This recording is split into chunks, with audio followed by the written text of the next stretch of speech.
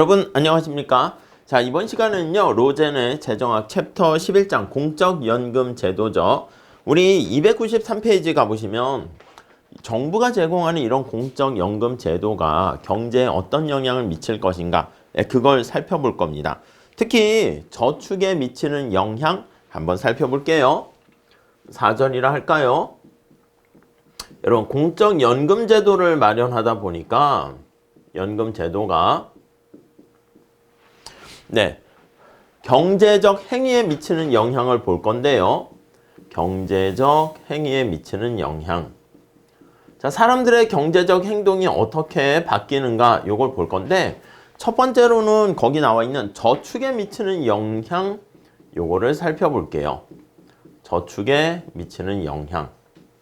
아니, 공적연금 제도를 우리가 마련하게 되면 노후라든가 은퇴 이후가 잘 좀 준비가 돼 있다 생각하면 저축을 안 해도 되겠죠? 기본적인 생각은 그겁니다. 자, 그리고 노동 공급에 미치는 영향, 이렇게 볼 거예요. 내가 만약에 뭔가 연금 제도가 있거나 조기 은퇴하거나 등등등 하면 노동 공급에 어떤 행위에 어떤 영향을 미칠까? 이렇게 봅시다. 자, 먼저 저축에 미치는 영향 한번 볼게요. 저축에 미치는 영향. 자, 우선 첫 번째 줄을 한번 체크해 보시면 공적연금 제도와 저축에 대한 대부분의 연구 출발점은, 자, 거기 굵은 고딕으로 되어 있습니다. 저축에 대한 생애주기 이론, 이렇게 있습니다.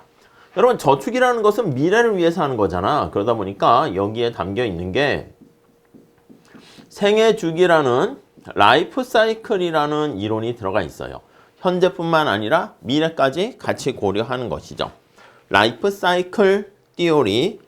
자, 각 개인의 소비와 저축에 대한 의사 결정은, 자, 생애주기론이라는 것은 거기에 평생이라는 말 보이시죠? 평생. 오늘만 사는 게 아니라 내일, 다음도 산다. 이렇게 되어 있습니다. 자, 근로활동기에 많은 사람들은요, 일정 부분을 은퇴 후를 대비해서요, 저축을 합니다. 그쵸? 이게 뭐라고? 은퇴 후에 소비를 위해 저축을 위한 행위. 이렇게 보시면 되겠습니다. 자, 근데 이런 자금의 지출이 필요할 때까지 투자가 되며 위한 투자라고 보시면 되겠습니다. 내가 진짜 필요할 돈이 생기게 되면, 그때 필요하면 그때 뺏쓰는 거니까 그 전까지는 내가 저축하면 투자로 누군가에게 가게 되겠죠. 자, 그러니까 이 저축이라는 게 투자로, 자, 거기 보시면 294페이지 사회의 자본 스톡이 증가하게 됩니다. 이게 네거티브한 게 아니라 좋은 겁니다. 자본 스톡이 증가하게 되면 이 자본 스톡이 증가하게 되는 게 이제 경제 성장으로 또 연결이 되는 거죠.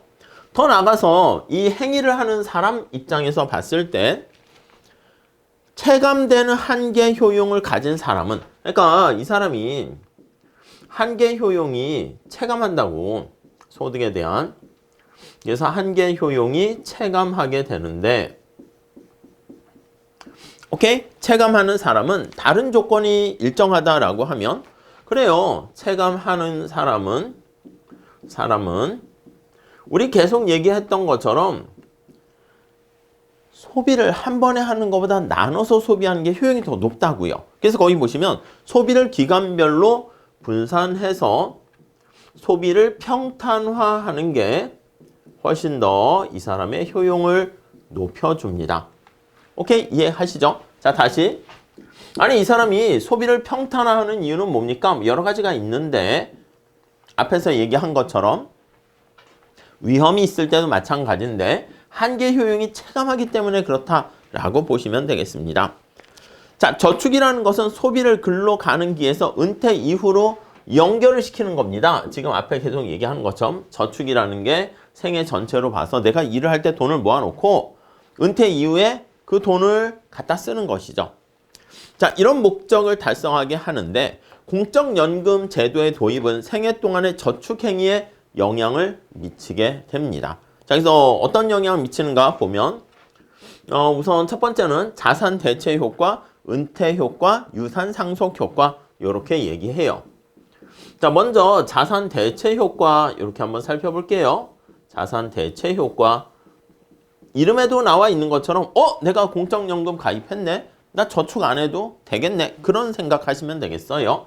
자, 생애주기 이론에 따르면 근로자들은 공적연금 기여금, 사회보장급여세를 납부하는 대신에 내가 이거 냈네 생각해서 기여금, 세금, 급여세를 냈다 생각해서 나중에 일정 수준의 연금 지급을 보장받는다는 사실을 인식하게 됩니다. 자, 그래서 사회보장급여세를 공적연금에 내는 사회보장을 위한 급여세를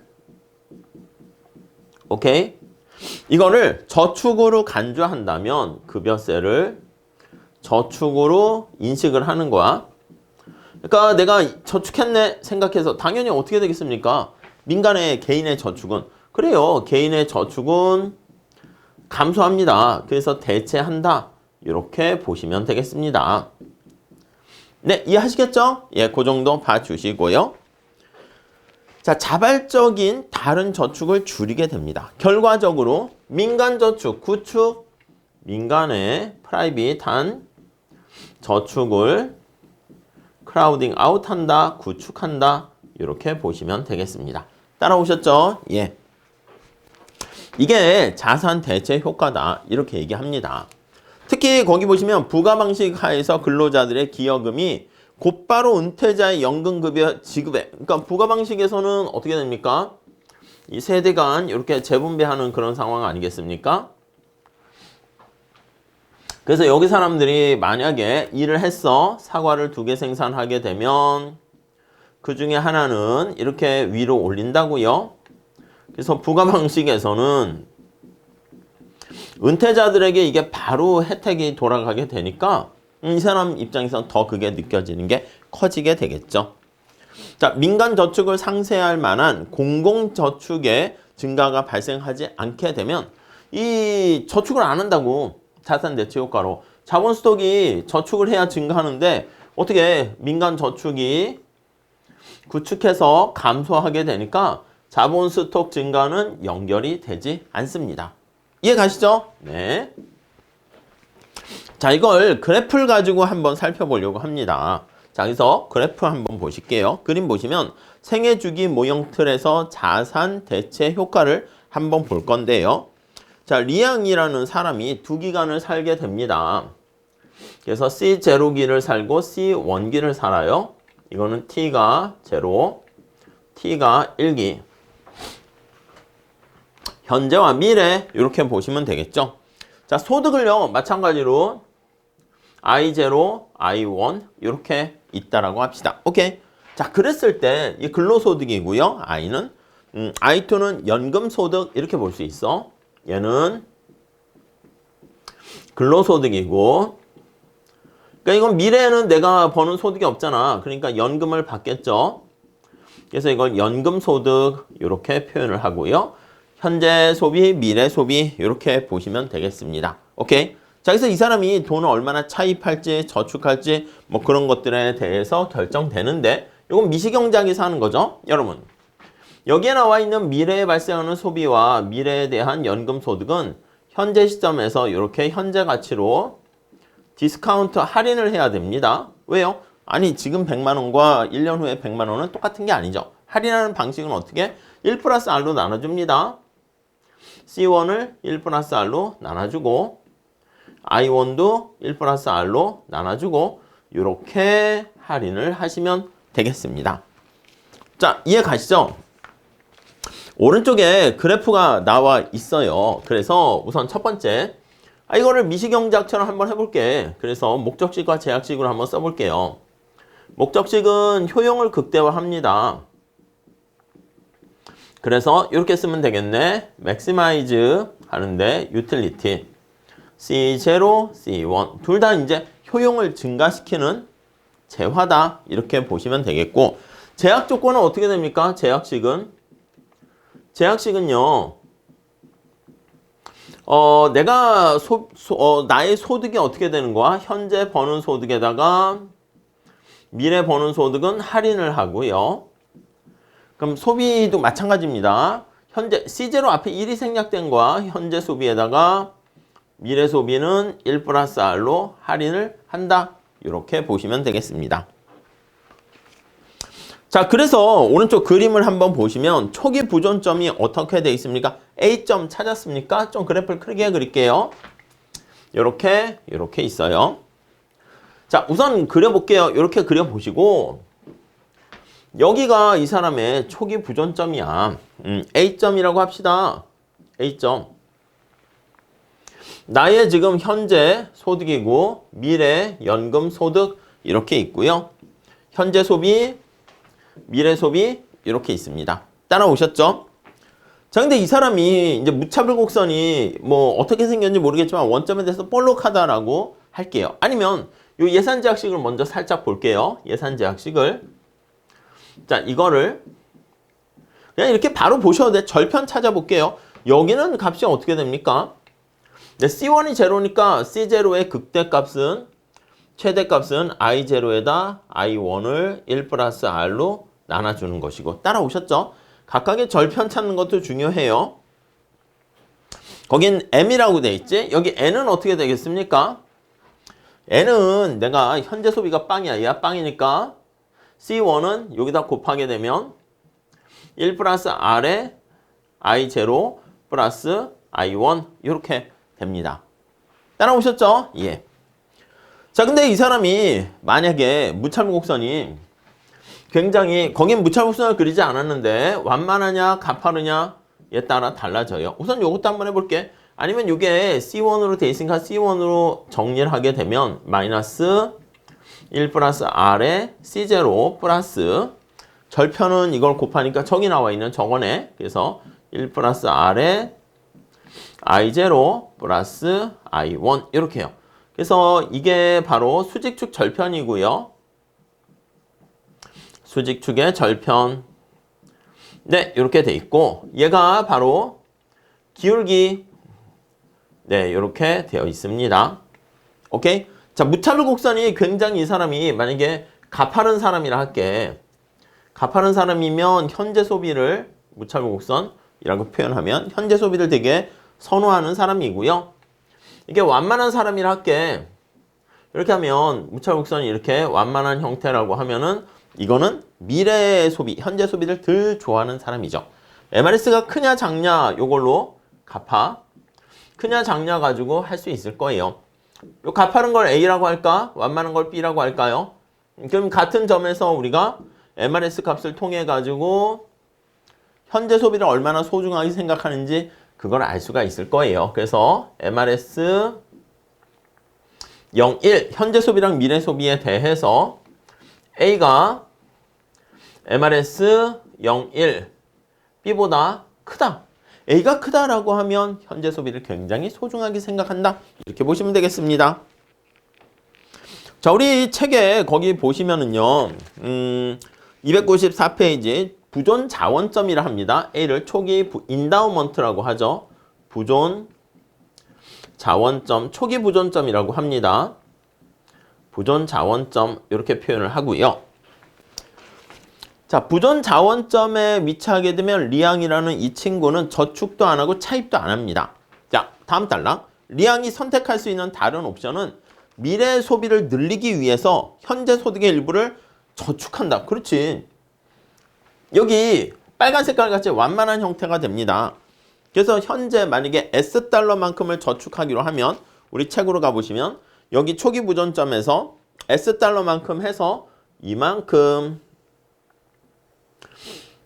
저축하는 거야. 이게 거기 보시면 S만큼을 저축을 합니다. 자, 그러면 여기 D점에 해당하는 만큼을 선택할 수 있어요. 이게 얼마만큼 올라갑니까 하면 1 플러스 R에 S 이렇게 될 거야. 이해 가십니까? 그치. 왜냐면 이게 이자율 1 플러스 R, 이자율이 R이야. 그래서 1 플러스 R만큼 해가지고 서로 교환을 할 수 있네. 무차별 곡선이 여기 위치할 수 있겠지. 그래서 완만한 친구니까 여기를 위치하면서 효용을 극대화할 수가 있겠습니다. 오케이? 그럼 D점은 어떻게 됩니까? 소비점이 어떻게 되냐면 이만큼 미래 소비가 증가합니다. 그래서 거기 보시면 I1은 그냥 있고 미래의 번은 뭐 여기 연금소득이고 1 플러스 R만큼에서 저축한 금액만큼 이게 올라가게 되는 거 알 수가 있겠죠. 오케이, 그 정도 됐고. 자, 다음에 차입을 또 할 수 있다고 합니다. 맨 밑에 보시면 차입을 하게 되면 내가 말이야 좀 현재 뭐 돈이 급전이 필요해. 그 현재 소비를 늘리게 되면 미래 소비를 일정 부분 포기해야 되네요. 그래서 우리 책에서는 F점이라고 돼 있죠. F점. 자, 그러면 거기 나와 있는 것처럼 이만큼 현재 소비를 내가 더 늘리기 위해서는 세상에 공짜 어디 있습니까? 차입을 해서 차입 이자까지 줘서 이만큼 미래 소비가 그만큼 줄어들게 되는 것이죠. 자, 이렇게 되는 거 알 수 있습니다. 차입의 크기는 어떻게 돼? 그치, 여기 보시면 이 길이가 좀 지저분한데 B라고 하면은 요만큼 1 플러스 R의 B만큼을 이만큼 미래 소비가 줄어들게 되는 거 알 수가 있습니다. 오케이, 이렇게 팔로우를 하게 됩니다. 이만큼 미래 소비가 감소하죠. 그럼 여기는 어떻게 돼? 여기는 색깔을 맞춰서 그리면 I1에다가 빼기 이만큼 차입한 금액만큼 미래 내가 소비 가능한 여력이 줄어들게 됩니다. 오케이, 이해 가시겠죠? 그래서 그게 F점 이렇게 되어 있습니다. 대신 내가 여기 보시면 차입을 해가지고 여기서는 I0에다가 플러스 B만큼 현재 소비를 더 늘릴 수 있겠죠. 자, 무차별 곡선이 이렇게 가파른 형태가 되면 여기를 선택하게 될 겁니다. 오케이, 그 예산선 형태 변하는 것만 잘 체크해 주시면 되겠습니다.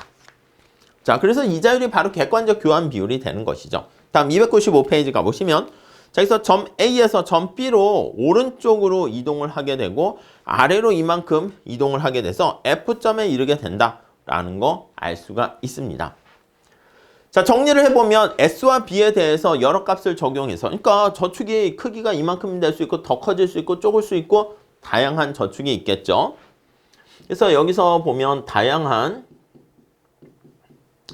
S와 B의 크기에 대응해서 크기에 따라서 이 사람의 선택 가능한 영역이 쫙 이렇게 우하행하는 직선으로 표시될 수가 있겠습니다.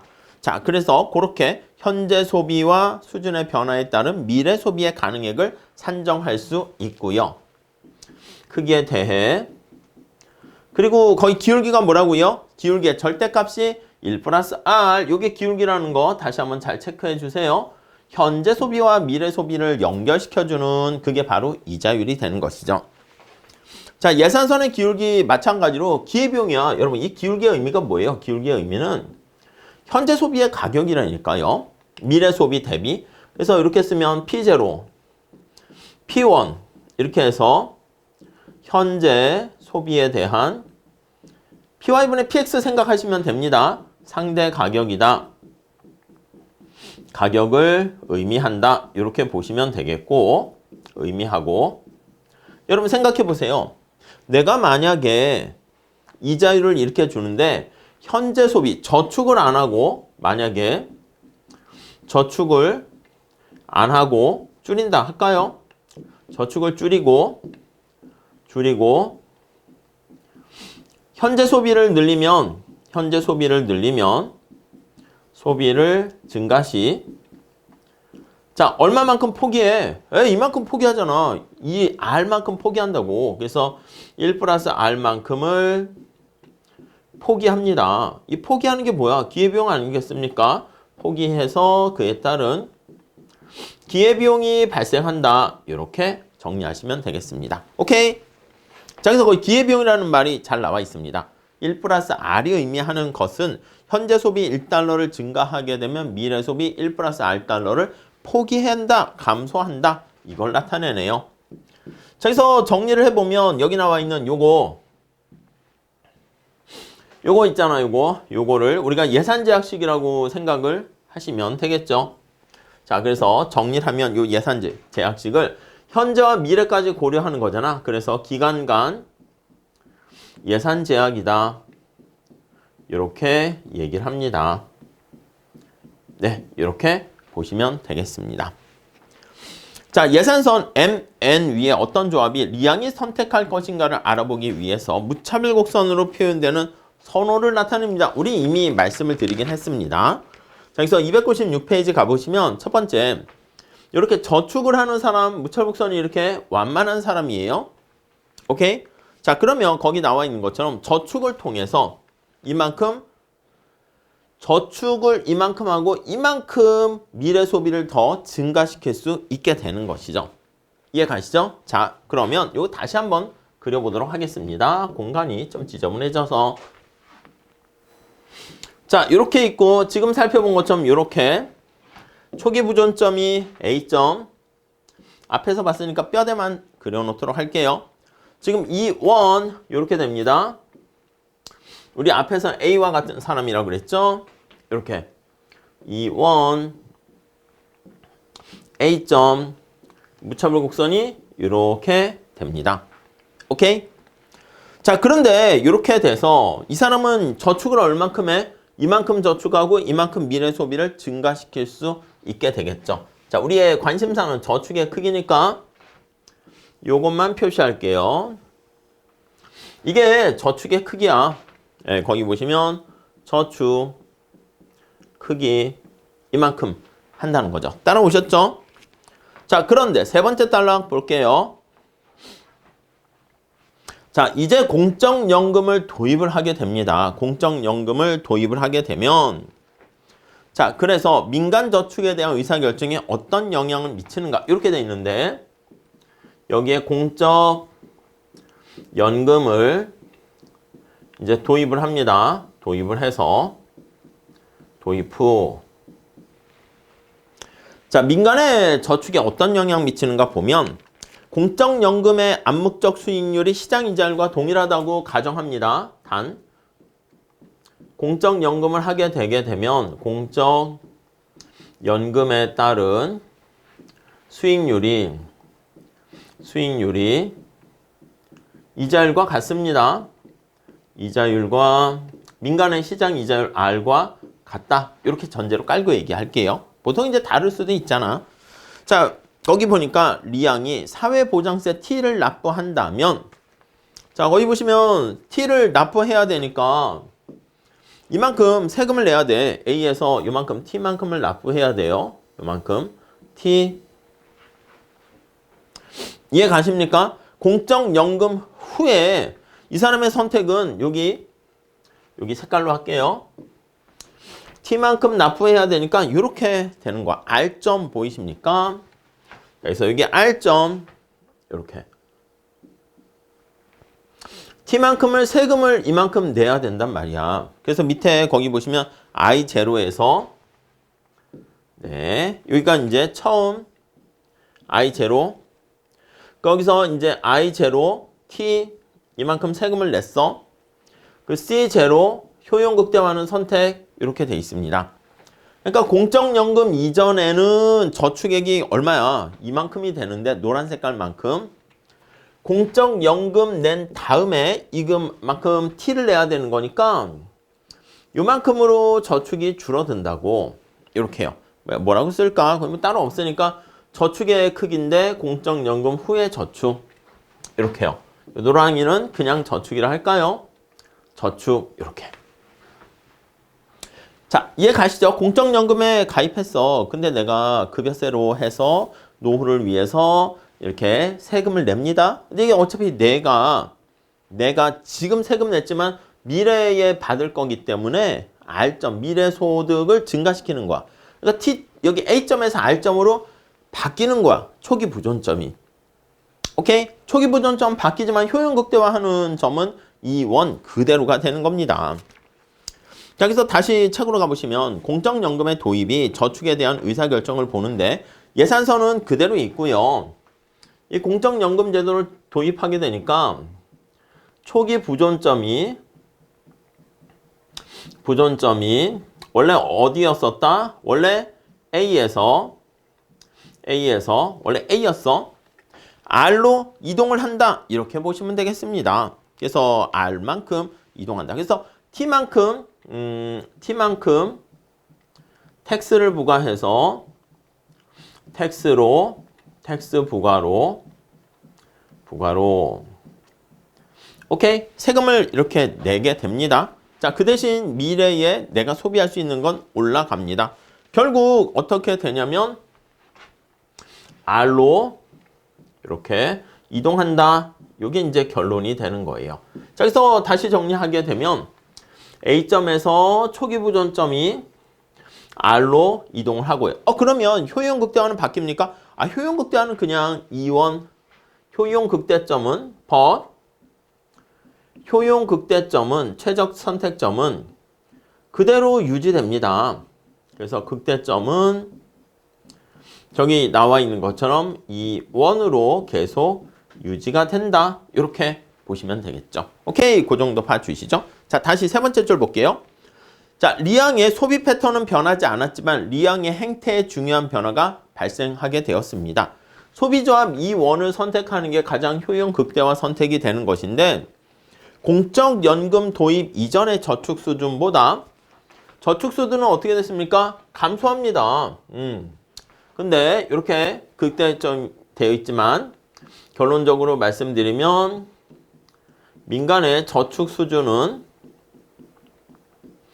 감소한다라는 것을 알 수가 있게 되는 것이죠. 오케이. 자, 사회보장세를 일종의 저축으로 보고 여러분 리앙이라는 친구가 이 T만큼 텍스를 이렇게 부과하는데 이걸 뭐라고 인식한다? 맞아요. 저축으로 인식한다. 이렇게 보시면 돼요. 내가 저축을 이만큼 더 미리 해뒀구만. 그러니까 민간 저축이 줄어도 된다. 자발적 저축은 감소한다. 공적연금이 이만큼 텍스가 이게 공적연금이야. 그래서 공적연금이 내가 연금에 저축했다라고 생각을 해서 민간의 저축을 줄이게 된다. 구축한다. 알 수가 있겠습니다. 이게 자산 대체 효과예요. 이해 가시죠? 자, 그래서 민간의 저축을 상쇄하는 효과가 사회보장세가 자본 축적으로 연결되지 않기 때문에 공공저축이 증가합니다. 그래서 민간저축 감소를 상쇄하는 효과가 나타나지는 않게 됩니다. 이게 이제 대체 효과이고요. 그 다음에 은퇴 효과가 발생합니다. 두 번째, 은퇴 효과. 자, 자산 대체 효과에 초점을 좀 맞춰서 보시면 될 것 같고요. 은퇴 효과는 1번 볼게요. 거의 첫 번째 줄 볼게요. 두 번째 줄 보시면 공적연금은 조기 은퇴를 유발할 수 있습니다. 아니, 공적연금이 있으니까 내가 말이야 노후에도 가만히 있어도 연금을 받겠네. 그래서 좀 빨리 은퇴를 해야겠다. 조기 은퇴를 해서 은퇴해야지 연금을 받지 않겠습니까? 유발하게 됩니다. 오케이, 내용은 간단하죠? 자, 그래서 은퇴 기간이 길어진다는 것은 근로활동 기간이 줄어드는 것을 의미하고요. 노후 소비의 재원을 마련할 수 있는 기간이 줄어들게 돼요. 그러니까 아니 내가 조기 은퇴를 해. 그럼 이 사람 입장에서는 근로기간이 줄어드는 거 아니야? 그래서 근로기간이 감소하니까 감소로 내가 일을 하게 되면 근로소득이 있는데 그게 없어지니까 안정적인 노후를 위해서는 좀 저축을 더 많이 해야겠다 이런 생각을 해요. 그래서 거기 나와 있는 것처럼 저축을 이거는 증가시킨다. 이렇게 보시면 되겠습니다. 오케이. 다음 세 번째는 유산을 상속하는 효과 이렇게 있습니다. 상속 효과 이렇게 쓸게요. 자, 이게 내가 오늘 나만 사는 게 아니잖아. 내 후대, 자녀까지 생각한다고요. 그래서 저축의 동기 중에 하나가 저축은 물론 내가 언제 죽을지를 모르기 때문에 그것 때문에 남겨놓게 되는데 그 남은 거는 뭐 그냥 없어지는 게 아니라 자녀에게 상속될 수 있기 때문에 자녀에게 유산을 상속하기 위한 동기 이것도 있습니다. 유산을 상속시키고자 하는 동기도 있어요. 오케이? 자녀들에게 뭐 더 베풀어주고 싶다는 것이죠. 다음 페이지 가볼게요. 자, 그래서 298페이지 첫 번째 줄 보시면 그림에 있는 것처럼 11-2 다시 한번 보세요. 11-2 앞에 가보시면 되겠죠. 자, 거기 있는 것처럼 공적연금 제도는 자녀로부터 부모에게 소득을 이전시키는 효과가 있습니다. 자녀가 누구라고? 사실 자녀가 일을 하는 세대 아니겠습니까? 근로세대야. 그래서 거기 보시면 근로자가 되고 그리고 납세자가 되는 거야. 납세자. 이렇게. 근데 부가 방식에 의해선 이걸로 통해 가지고 부모 세대가 뭐야? 연금에 대한 혜택을 받는 사람이죠. 부모 세대가 은퇴자가 되고 은퇴 아니면 연금에 대한 수급자가 되는 거예요. 연금 수급자. 이렇게. 자, 그래서 여기 공적연금제도는 자녀 일하는 세대로부터 부모 세대 은퇴 연금 수급자에게 이렇게 재분배하게 되는 것이죠. 자, 이 상황에서 부모는요.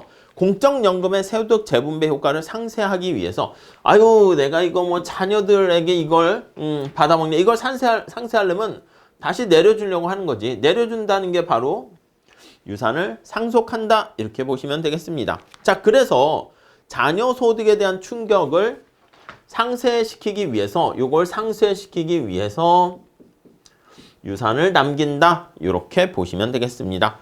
이게 유산 상속 효과 이렇게 정리하시죠. 오케이? 자, 그래서 지금까지는요. 우선 첫 번째 공적연금 제도를 도입해 가지고요. 세 가지. 하나는 저축에 미치는 효과 세 가지를 본 거야. 자산 대체 효과 그리고 여기 나와 있는 은퇴 효과, 상속 효과 이걸 봤고요. 그 다음 이제 은퇴에 대한 의사결정 한번 봅니다. 은퇴에 대한 의사결정. 이게 뭐냐면 이제 노동 공급을 얼마나 할 것인가 그 결정이라고 보시면 되겠죠. 그래서 노동 공급에 대한 결정, 공급에 대한 영향 이렇게 보시면 되겠습니다. 오케이? 자, 첫 번째 줄 보니까 1930년대에 65세 남성의 경제활동 참가율이 54%였대요. 근데 점차 2011년으로 가면서 22%로 점차 줄어들고 있고요. 그래서 첫 번째 65세 남성의 경제활동 참가율, 경활 참가율이라 할게요. 경활 참가율이 감소합니다. 참가율이 감소. 네, 이렇게 하는 거 알 수가 있습니다. 자, 그래서 이렇게 되는 이유는 이유는 why 하면은 여러 가지 이유는 있겠지. 책에 설명된 거는 첫 번째 소득의 증가. 아니 내가 소득이 증가했으니까 이제 먹고 살 만큼 어느 정도 되니까 여가가 정상제죠. 자, 기대 수명의 변화. 기대 수명의 변화. 네, 이런 것도 있는 것 같고 또 뭐가 있습니까? 직업 구성의 변화. 직업 구성의 변화. 이런 것들 다양한 요인들이 있을 거예요. 자, 몇 가지 요인이 있는데 많은 연구자들은 공적연금 제도가 은퇴 패턴을 여기에 이제 공적연금도 들어간다는 거지. 공적연금 제도가 도입되면서 얘가 여기 나와 있는 이렇게 은퇴에 미치는 영향, 노동공급에 미치는 영향도 미치게 되었다. 이렇게 보시면 되겠습니다. 자, 여기서 공적연금 자산의 개념이 나와 있는데 맨 마지막 제줄에 한번 볼까요? 아니, 공적연금 자산이라는 게 이게 자산입니다. 자산인데 어떤 특성이 있나 보면 자산으로 자, 거기 보니까 각 개인이 수급권을 확보한 연금급여의 순가치, 연금급여, 사회보장급여세야 그거의 현재 가치로 나타낸다. 내가 미래에 받게 되는 미래에 연금을 받겠죠. 연금급여를 받는데 급여의 순현재 가치, 현재 가치다 이렇게 보시면 돼요. 앞으로 받을 연금급여를 디스카운트해서 다 더한 거야. 그게 바로 공적연금을 자산으로서 내가 받게 되는 자산의 의미 이렇게 되어 있습니다. 자, 그래서 299페이지 가볼게요. 연금 지급 개시 연령이 62세였음을 상기해보면 62세가 된 키티가 헬로키티 아무튼 1년 더 일을 할지 은퇴할지를 결정하고 있는데 그녀가 은퇴를 1년 미루고 1년 더 일을 하게 되면 어떻게 될 것인가? 아니 은퇴를 1년 더 뒤로 미뤘다고 합시다. 62세였었는데 자 그러면 그로 인해서 공적연금 자산이 증가합니다. 자, 거기 얘가 나와 있는데 키티라는 여성이 있어요. 62세 이렇게 돼 있습니다. 키티가 만약에 은퇴를 1년 미룬다고 할게요. 은퇴를 1년 딜레이 시켰어. 연기시켰어. 연기하게 되고 1년을 노동을 더 증가한다라고 할게요. 네, 이해 가시겠습니까? 일을 더 하는 거야. 자, 이렇게 되면은 그가 일을 하게 되니까 아니 일을 했어요. 그러면 이만큼 공적연금이 증가하지 않겠습니까? 일을 했으니까. 그래서 요거는 공적연금에 대한 기금이 증가하는 겁니다. 그래서 공적연금 자산이 증가하는 거예요. 이렇게. 그러니까 내가 더 일을 많이 했으니까 미래에 받게 되는 디스카운트 되는 것도 더 이렇게 많아지겠죠. 증가하면 이 증가액이 노동으로 획득하는 세후 임금에 더해져서 그녀의 가용자원이 증가한다. 그래서 소비할 수 있는 가용자원이 증가한다라는 것을 알 수가 있겠죠. 오케이. 자, 계속 일할 인센티브가 당연히 있어요. 만일 연금 자산이 줄어들게 되면 그러면 일할 이유는 줄어들게 되겠죠. 그러니까 여기 나와 있는 것처럼 소득 자체가 증가하게 되면서 이거 노동은 더 할 수가 있게 됩니다. 자, 매년 계속 일을 하고 공적연금급여 두 번째 줄에 가보시면 블러블러 얘기가 나와 있는데 우선 소득 자체가 이렇게 증가하게 되면은 여가가 증가하게 되니까 그 다음에는 어느 정도 조기 은퇴하게 되는 그런 생각이 든다는 거야. 지금 이 소득 증가를 이렇게 가지고 얘기를 한 거고요. 다음 세 번째 달러 보시면 돼요. 두 번째 달러 끝에 볼게요. 은퇴를 1년 늦춤으로써 발생하는 순편익은 자, 지금 계속 얘기하는 거야. 은퇴를 1년 더 뒤로 연기를 시킵니다. 거기서 얻게 되는 순편익은 기대 수명에 의해서도 영향을 받아요. 기대 수명에 의해서도 영향을 받아. 저희 보니까 기대 수명이 길어질수록 앞으로 여러분들 오래오래 살겠죠. 그래서 건강하게 행복하게 살아야 되는데 아무튼 길어질수록 은퇴를 1년 늦추게 되면은 거기 보시면 연금 급여 월액이 높아지기 때문에 편익이 더 커집니다. 아니 은퇴 1년 연기했어. 근데 내가 저 뒤에 더 받는 게 더 많아지게 됩니다. 자, 그럼 기대 수명은 은퇴 연기에 거기 보시면 얻게 되는 편익을 더 크게 만들게 됩니다. 그래서 은퇴 연금에 대한 편익을 더 증가시킨다. 이렇게 보시면 되겠습니다. 그러니까 일을 한 번 더 하면 1년 더 하면 할수록 소득도 증가하고 기대 수명이 더 길어지는 상황에서는 당연히 더 받는 게 많아지게 되니까 오케이. 좋아진다는 것이죠. 자, 근데 이론적인 관점에서 봤을 때 62세 근로자의 은퇴 유인에 미치는 영향을 판단하기는 어렵고요. 개인의 성향에 따라 다 다르기 때문에 그렇고 거기 나와 있는 것처럼 공적연금을 은퇴를 좀 촉진하거나 늦추거나 그게 막 섞여 있다 이렇게 결론이 나와 있습니다. 거기 보니까 보험 수리적으로 공평하게 계산을 하더라도요. 65세 이후에 일을 하고 연금 수급을 늦추는 효과가 더 이상 존재하지 않더라. 그러니까 이제 저축에 미치는 효과는 좀 명확한데 은퇴, 노동 공급에 미치는 은퇴를 딜레이 할 것인가 말 것인가 그거에 대한 결과는 좀 애매하다. 막 섞여 있다. 이렇게 보시면 되겠습니다. 자, 시사점 볼게요. 지금까지 연구에 따르면 공적연금 제도가 민간저축 감소를 유발하고 민간저축을 줄입니다. 근로유인을 좀 줄이는 그러니까 은퇴를 연기하지 않고 조기 은퇴하게 되는 그런 영향도 발생할 수가 있는데 이게 준실험적 검증이 어렵다는 측면에서 봤을 때는 뭐 좀 정확하게 뭐 얘기하기는 어렵다. 그런 얘기하고 있고요. 대신 네 번째 줄 보시면 이 제도를 통해서 노인들에 대한 소득 안정성이 어느 정도 보장이 된다면 다소간의 효율성이 저해되더라도 자, 결론입니다. 세 번째 시사점 이렇게 보면 은퇴연금이라는 게 사실은 어떻게 보면 이게 자꾸 하면 효율성이 떨어지는 측면은 있지만 노인층이 빈곤층이 많잖아. 그러니까 그 공평성 측면에서 보면 그 정도는 감내할 수 있지 않을까? 그런 얘기를 하게 됩니다. 오케이. 네, 이렇게 정리하시죠. 자, 이렇게 해서 우리 간단한 생애주기 모형 가지고 저축에 대한 모형을 좀 더 자세하게 살펴봤는데 어렵지 않은 거니까 그리고 미시경제학에서도 하고 자주 합니다. 잘 좀 시점 간 자원 배분 모형 잘 정리하셨으면 좋겠습니다. 자, 여기까지 할게요. 네, 감사합니다.